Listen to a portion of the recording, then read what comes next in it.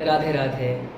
देखिए, श्राद्ध पक्ष चल रहा है जिसे पितृ पक्ष भी कहते हैं। आश्विन महीने का ये जो कृष्ण पक्ष होता है, ये क्या होता है? पितृ पक्ष। यहाँ पर लोग अपने पूर्वजों के नाम से श्राद्ध करते हैं, तर्पण करते हैं, सत्कर्म करते हैं, दान पुण्य करते हैं, ब्राह्मण को भोजन करवाते हैं कि हमारे पितृ प्रसन्न हो जाएं, हमारे पितरों का कल्याण हो जाए, हमारे पितृ हमारे ऊपर प्रसन्न हो जाएं, तो हमारा जो काम में रुकावट है, जो भी बाधा आ रहा है, जो भी परेशानी है, घर में अशांति है, ये सब सही हो जाए। ऐसा लोग सोचते हैं। और देखिए, ये श्राद्ध तर्पण आदि कर्म तो अवश्य करना ही चाहिए, क्योंकि उनका अनेक उपकार है हम और आपके ऊपर। उनके लिए ही तो आपको परिवार मिला, उन्होंने आपका लालन पालन किया, आपको पढ़ाया लिखाया, बड़ा किया, इस काबिल बनाया कि आप कुछ कर सकें, आनंद पूर्वक इस संसार में रह सकें। तो नो डाउट उनका हमारे ऊपर बहुत ही उपकार है, इसीलिए करना भी चाहिए। लेकिन देखिए, ये जो आप सोचते हैं कि हम करने से मतलब उनका कल्याण हो जाएगा, ये ऐसा नहीं होगा। देखिए, कल्याण तो परम कल्याण केवल भगवान की कृपा से ही होगा।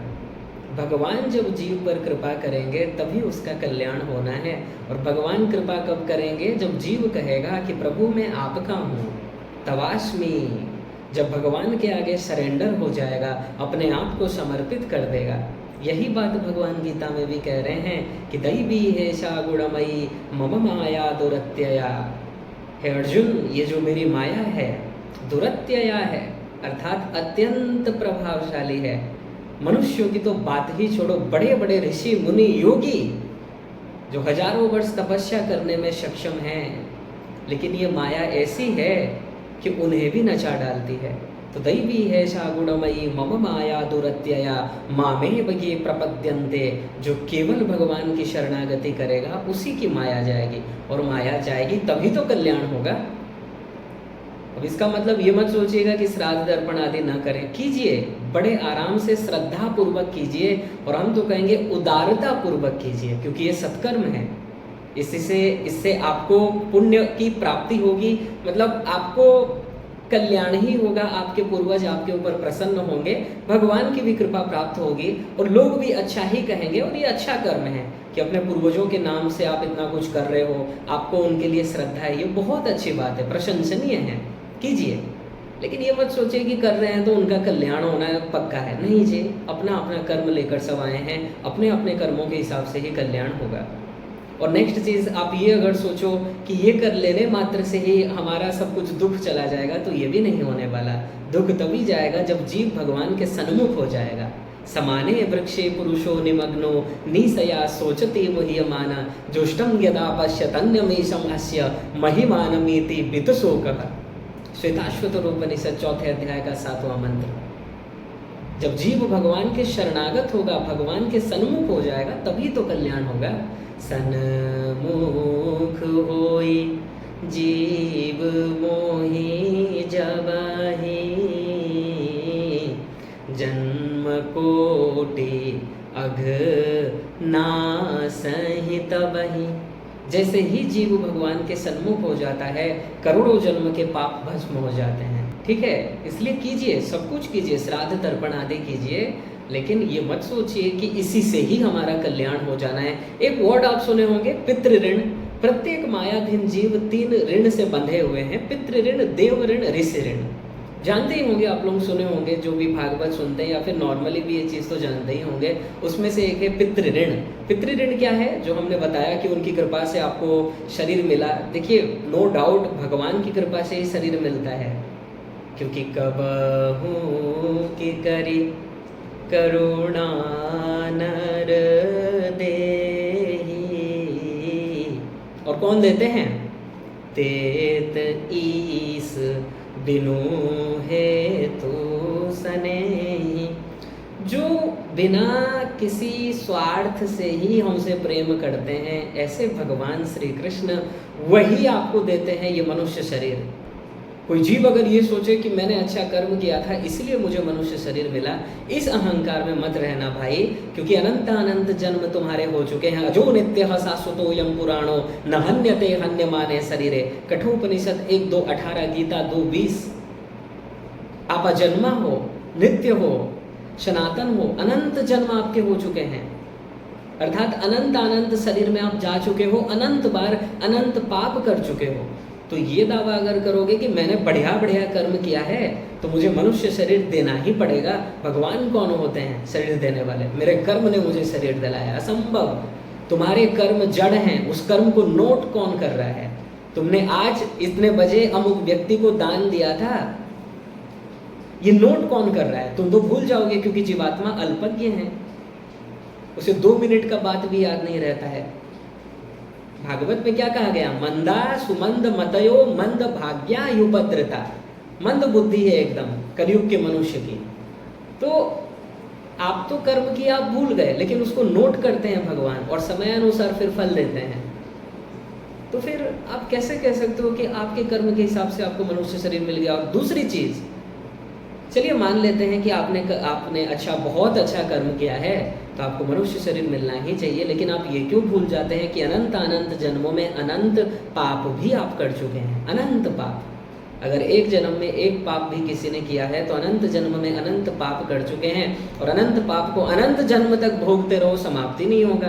तो भगवान अगर बोलेंगे कि नहीं, हम मनुष्य शरीर नहीं देंगे क्योंकि तुम्हारे अनंत पाप भरे पड़े हैं, जाओ नरक में, या फिर ये सब तुच्छ योनियाँ, हीन योनियाँ आपको मिलेंगी, तब आप क्या करोगे बताइए? इसलिए मनुष्य शरीर केवल भगवान की कृपा से मिलती है। कर्म बहुत ही वहाँ पर स्मॉल रीज़न है, बहुत ही छोटा रीज़न है, मुख्य कारण है भगवान की कृपा। तो भगवान की कृपा से ही मनुष्य शरीर मिलता है, नो डाउट। लेकिन जो आपके पूर्वज हैं, वंशज हैं, जिन्होंने आपके लिए सब कुछ किया है, धन संपत्ति सब कुछ इकट्ठा किया है, उनका भी तो आपके ऊपर उपकार है। तो वही है, उन्होंने जो आपके ऊपर इतना सब कुछ उपकार किया है, तो बताया गया है आप गृहस्थ धर्म में जाइए, संतान उत्पन्न कीजिए, संतान में भी पुत्र संतान हो, और अपने पूर्वजों के नाम से श्राद्ध तर्पण आदि कीजिए, अपने संतान को अच्छी अच्छी शिक्षा दीजिए, तभी आप पितृ ऋण से उऋण कहलाओगे।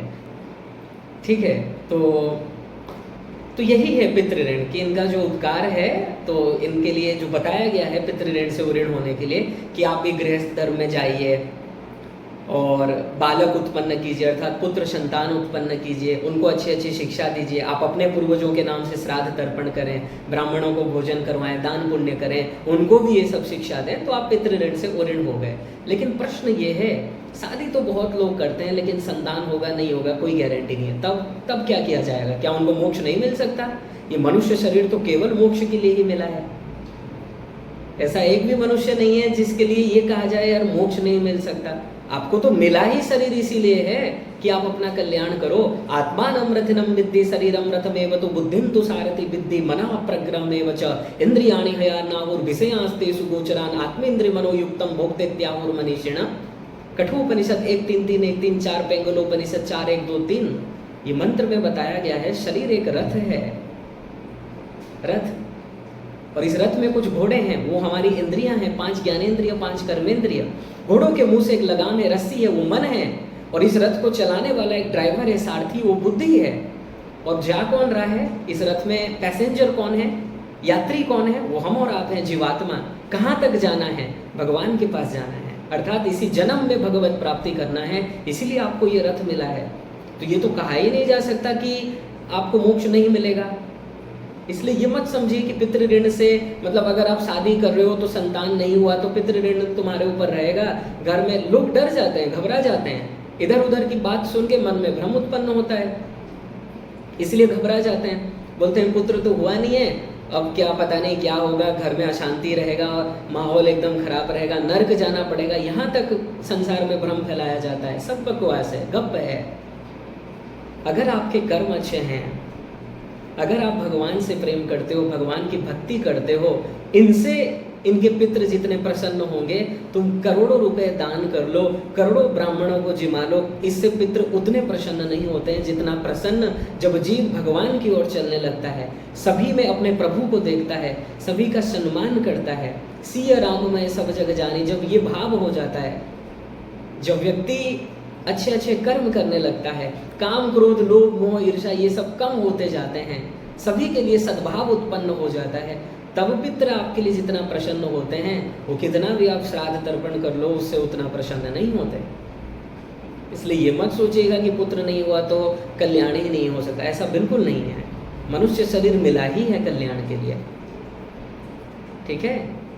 इसलिए कभी भी चिंता मत कीजिएगा, अपने पितरों के नाम से यथासंभव श्राद्ध तर्पण दान पुण्य वगैरह कीजिए, सब कुछ कीजिए, श्रद्धा पूर्वक कीजिए, क्योंकि उनके बहुत सारे उपकार हैं हमारे ऊपर। इसलिए ऋणी तो हम हैं ही, इसमें कोई डाउट नहीं है, लेकिन ऐसा भी नहीं है कि आप ऋण से वो ऋण नहीं हो सकते।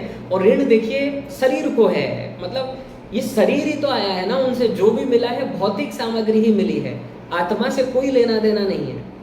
आत्मा का संबंधी केवल परमात्मा है, परमात्मा ही है। इसीलिए बताया गया है कि जो जीव भगवान के शरणागति कर ले उसे कोई ऋण नहीं लगने वाला, ठीक है। ये सबसे सरल उपाय है, केवल भगवान से प्रेम करो, भगवान के भक्तों से प्रेम करो और संसार में अपना कर्तव्य पालन करो। किसी का दिल मत दुखाओ, किसी की निंदा मत करो, अपमान मत करो, जितना हो सके दूसरों के उपकार के लिए करते जाओ, लेकिन अटैचमेंट न हो। अटैचमेंट भगवान में ही हो, अटैचमेंट पितृ में करने की आवश्यकता नहीं है। अटैचमेंट ओनली भगवान और भक्तों में ही हो, क्योंकि जहाँ अटैचमेंट होगा वही गति आपको प्राप्त होगी। सात्विक लोगों में आप अटैचमेंट करोगे तो सत्व लोग को प्राप्त करोगे, सात्विक लोग को प्राप्त करोगे, स्वर्ग वगैरह। राजसी व्यक्तियों में अटैचमेंट होगा तो मृत्यु लोक, और नारकीय व्यक्ति में तामसी व्यक्ति में अगर अटैचमेंट होगा तो नर्क की प्राप्ति होगी। इसलिए अटैचमेंट नहीं करना है, बस अपना कर्तव्य पालन कीजिए जितना हो सके, मन को भगवान में लगाइए, यही आपके मनुष्य जीवन का सार है, ठीक है। इतना टेंशन नहीं लेना है, नहीं घबराना है। कई लोग बहुत घबरा जाते हैं पितृ ऋण से, पितृदोष से। एक पितृदोष है, आप सुने होंगे, कुंडली में होता है। तो ये सब जो है देखिए प्रारब्ध में। आपको मनुष्य शरीर केवल अपने कल्याण के लिए ही मिला है, और इस संसार में ऐसा कोई भी बाधक तत्व नहीं है जो आपको ये कहे कि मतलब कल्याण नहीं होने वाला, अर्थात इस कारण से कल्याण नहीं होगा, ऐसा कुछ नहीं है। अगर मनुष्य ये सही निर्णय ले ले, डिसीजन पक्का पूरा ले ले, उसे कोई नहीं रोक सकता, कोई बाधा नहीं बन सकता, क्योंकि कोई भी माइक वस्तु आपको नहीं रोक सकती भगवत प्राप्ति करने में। अगर आपके गुरु सही हो, सही तत्व ज्ञान आपको प्राप्त हो और सही शरणागति हो, समझ लीजिए कल्याण इसी जन्म में हो जाएगा। कोई चीज़ आपको रोक नहीं सकता, कोई भी हो, ये बात ध्यान में रखिएगा। इसलिए अत्यंत श्रद्धापूर्वक ये सभी कर्म सत्कर्म आदि करने चाहिए, और साथ ही साथ भगवान को एक क्षण के लिए भी नहीं भूलना चाहिए, क्योंकि त्रिभुवन विबहे तवेप्यकुंठम स्मृतिरजितात्मसुरादिभिर्विमृग्यात् न चलति भगवत्पदारविंदा लवनिमिषार्धमपि यह स वैष्णवाग्र्य। 11:2-53 श्रीमद् भागवत महापुराण में बताया गया है, वही वैष्णव है जो एक निमिष मात्र के लिए भी भगवान को न भूले। इसलिए प्रभु ही आपके हैं। अत्यंत श्रद्धा समर्पण केवल भगवान के प्रति ही हो, वही आपके हैं, वही आत्मा के हैं, वही जीवात्मा के हैं। और संसार में ड्यूटी हो, कर्तव्य पालन निष्ठापूर्वक हो, तभी आपका कल्याण होगा, इसमें कोई संशय नहीं है। और संसार में ड्यूटी करो, निष्ठापूर्वक अपने कर्तव्य का पालन करो और भगवान में अपने मन को लगाओ, क्योंकि वही आपके हैं, उन्हीं की भक्ति से ही आपका कल्याण होगा। राधे राधे।